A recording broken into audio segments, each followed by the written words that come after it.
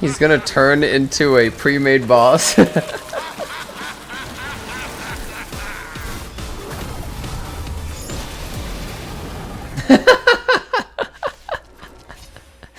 He's like, what would I turn into?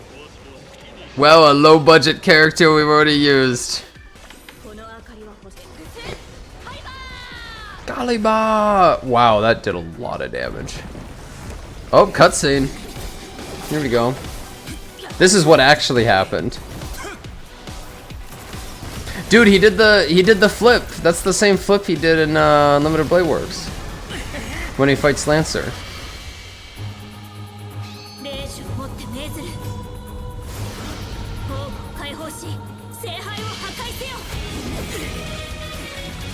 Damn, everyone's ulting?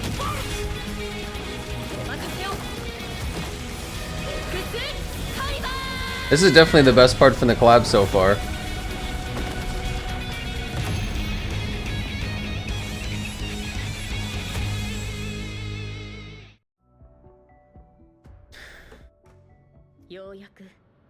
Oh, it's just over. Okay. 1 year ago, Honkai Star Rail announced that they were going to be doing a Fate Stay Night Unlimited Blade Works collaboration. This was a pretty huge deal. One, because Honkai Star Rail is one of the biggest gacha games on the market, whether or not you like that. And Fate is also one of the biggest IPs actually on the planet. I believe if you look at highest grossing, it's number 56, which is pretty crazy. It also happens to be a series that I really, really enjoy. There's a lot of people out there that like the Fate series, and I happen to be one of them.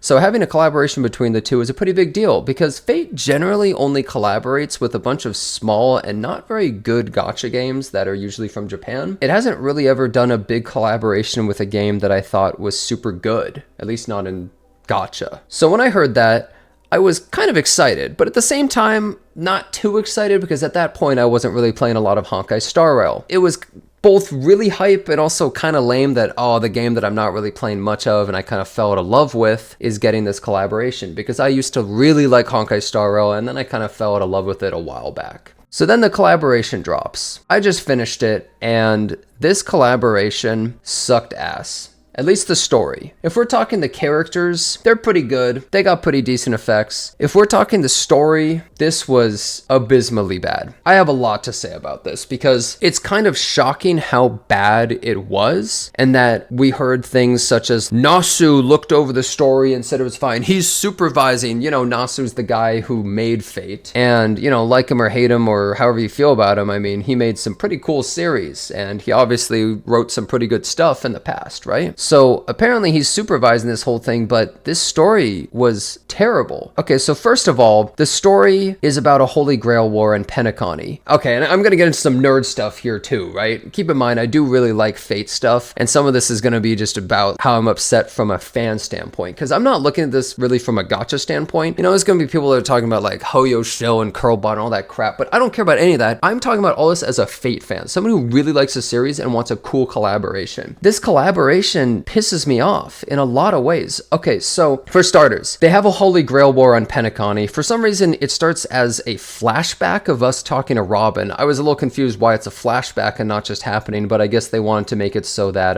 it happened back when we were on Penacony. But it starts with like a TV ad, like they're televising and advertising the Grail War. So now the Grail War is not this like underground war between mage families and stuff. It's just like, yo, did you hear about the Grail War? Yeah, I'm gonna watch episode 13 today, which is just like kind of weird. It takes out a lot of the tension. And then also they specifically say, oh yeah, it's happening in Penacony, so, you know, no one can actually be hurt. So then I just go, well, then what's even the point, really? Because the whole point of the Grail War every single time is supposed to be this bloody battle that's supposed to be for, you know, the wish-making device, the Holy Grail.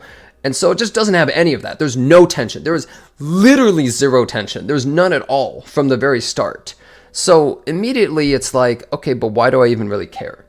But okay, let's say we ignore all of that. Maybe you don't really care too much about that. Let's get into the meat and potatoes of the actual story. There's no war. It's the Holy Grail War. There is no war. It's literally just you and a few other characters that have shown up before with the 2 collaboration characters here plus Lancer just hanging out and talking, and then Lancer decides to use his Noble Phantasm, his ult. He ults on us. All it does is make the game lower budget by removing all the color and the voice acting, which, by the way, there's no voice acting in English for these 2 characters anyways. They have to specifically say this right here, no English voiceover, because I guess otherwise it would be like deceptive marketing and they would be like scamming people, so they had to specifically say, guys, there's no English VA, which is kind of insane that they had a whole year to do a collaboration and then they don't even have an English voiceover. I think that's wild that there's a year span and they didn't even get the English voice acting. I played in Japanese because there was no English VA, but that's still crazy to me. But anyways, that was a side tangent. The characters get stuck in this Noble Phantasm. You just spend like an hour with no dialogue being actually voiced,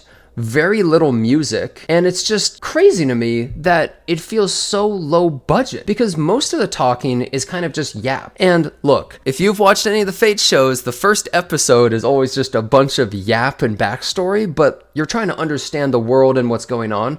But the yapping they're doing in this story, it's mostly just pointless. It's like you're reading like a gag manga or something. It's supposed to be like goofy and dumb, and the whole time I'm just thinking, what the hell is this? Like, how is this a Fate collaboration? Carnival Phantasm is taken more seriously than this. Like, what's that other one? Like, Dinner with the Emiya Family or whatever? Even that is more serious than this. Like, this is basically the least serious Fate thing I've ever seen. It's like absolutely crazy. Bro, when they're playing volleyball on that show, it's more serious than this. But anyways, also, why is Lancer even in this when he's not pullable or anything, but then they also didn't bring back Caster or Berserker or like any of these characters? It's so strange to me how they handled this. I just don't get it.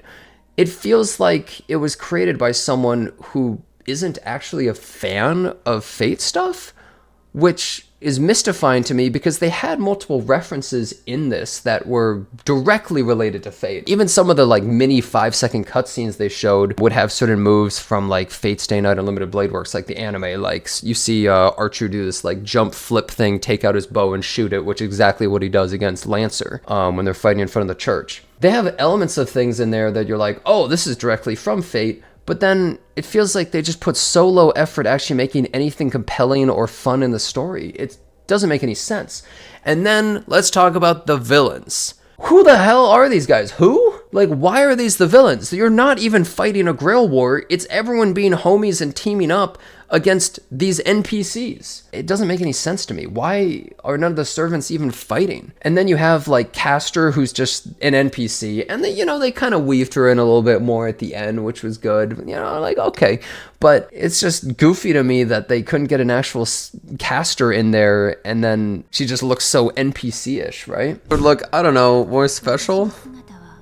It's the only way I can appear for you. Oh, God. This is the worst. This right here is the worst, though. Every time I try to say my true name, it turns into this.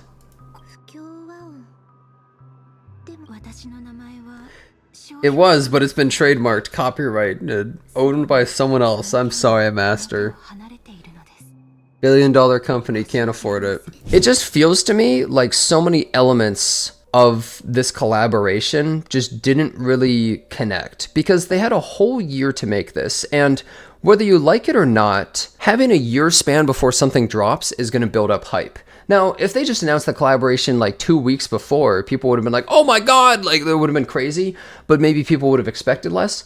But when you have such a long time span, it's kind of wild to undeliver so hard. And in comparison, I recently did the 3.4 quest line for Finon. It's like 1,000,000 times better.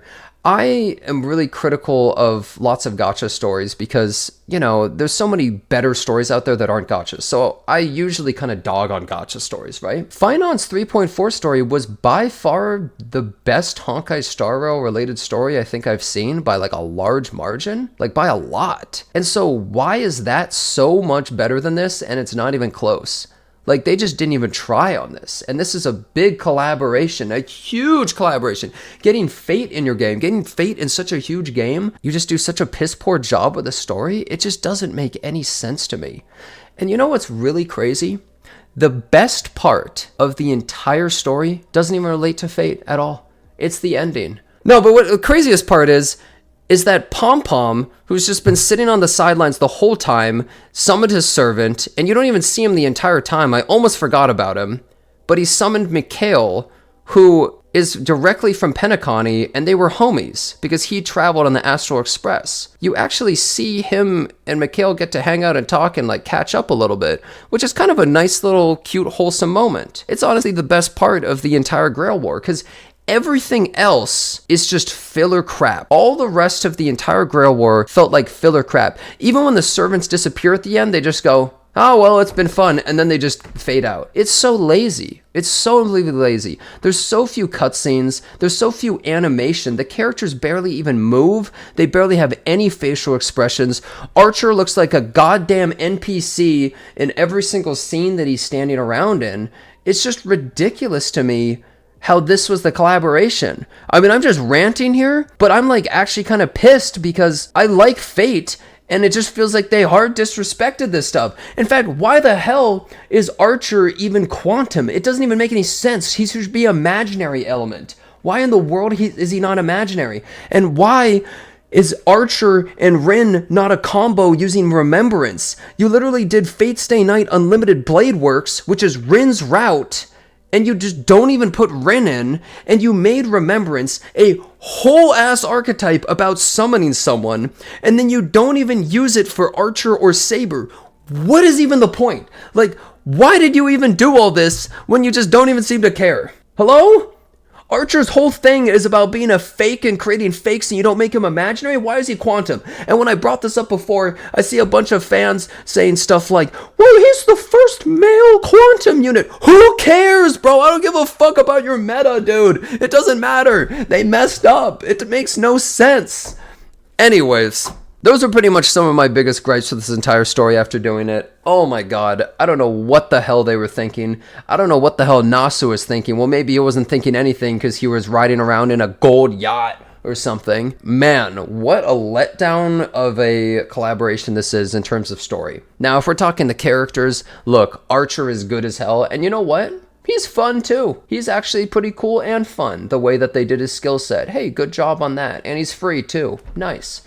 As for Saber, I don't even own her. And you know what? I don't even think I'm going to pull her either because I've never been much of a Saber fan anyways. Oh well. But I don't even think I'm going to pull her. But from what I've heard people say is she seems to be like a pretty good character overall. Not like the best in the entire game, but pretty solid. And she seems kind of fun to use as well. Her Excalibur is cool. I also think they did a really good job actually making her new outfit. I actually think it looks pretty nice. I think she looks way better in-game than Archer. For some reason, he just feels like he doesn't fit. He looks like a Roblox character or something. It makes no sense. Bottom line, they completely screwed up the story. They put in no effort. It is a disgrace. Anyone who actually likes the Fate series is going to think that it's an appalling mess. People who are not a fan of the Fate series, I feel like will just be like, well, that was a weird filler gag story. I don't know what was up with that.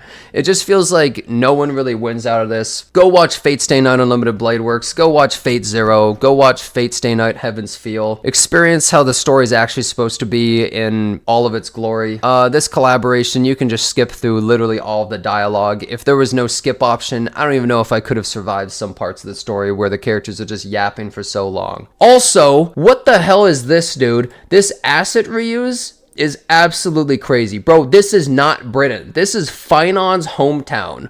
Like, what the hell is this? Like, you're not even going to put in the effort to make an area that seems like it's at all related to Saber? Like, I was just there in 3.4. Hello? And I think it speaks volumes when Mr. Pokey, who, I mean, look, love him or hate him, you know, he's basically like Hoyo Shill kind of guy, right? Like, you know, he loves Honkai Star Rail. He loves it, right? He gave this thing a 2.88 for the Fate event story. That's insane, bro.